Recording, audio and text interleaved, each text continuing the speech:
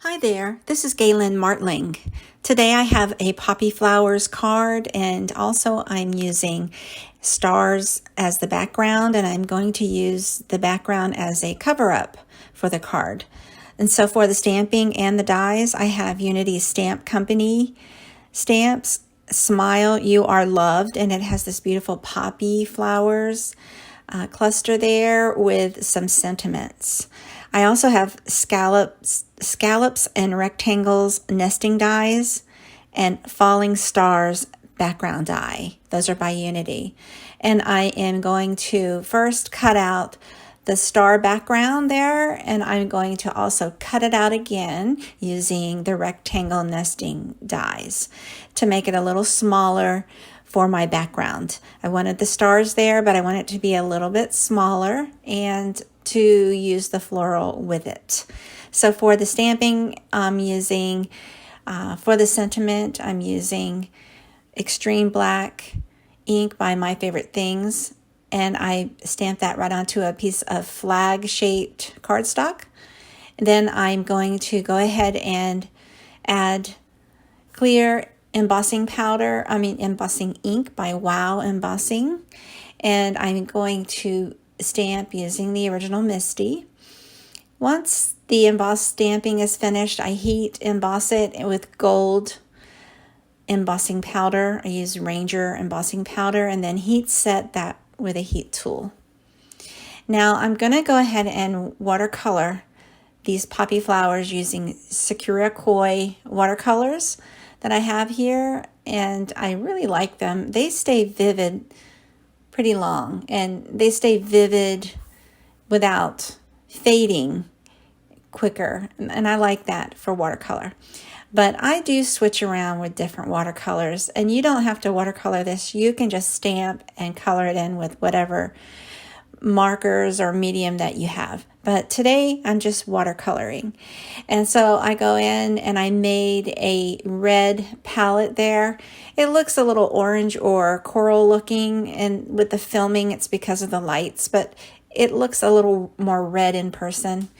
But I go ahead and add more of a concentrated red along the outlines and the lines of the flowers for the stamping there, and along the edges. And then I go in with a damp brush and blend out the color to make it a little lighter in different areas. And I do this for all three of the flowers. I put out some green and teal for the leaves and the branches there, but I decided to just leave those plain with the gold embossing. It looks real pretty, and I didn't want to add any color at this point. So anyway, I didn't use those extra colors you see there on the palette area there. So I did want to blend out these a little bit more. I didn't want sharp or harsh lines, so I used a little more water to blend out some of the red. Then I added some black in the middle there. There's not very much room to add color towards the middle, but I know poppies have, a lot of times they have the black in the middle, and I wanted to go ahead and have that effect, even if it's just a hint of color. Then I heat set everything, and so I get it ready to add splatters, and I did splatter some. The camera was not on, and I'll have to do it again another time for you to see how I did the whole splattering. But you just go ahead and I used Ranger Tim Holtz Distress Paint in white with a splatter brush to splatter some white on there. And the good thing about that paint is that it doesn't need to be diluted with any additional water. It's ready to go and splatter.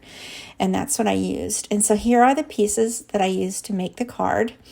The finished and rectangle cut star background. I added lots of little adhesive dots at the back of this to make it pop up off the background.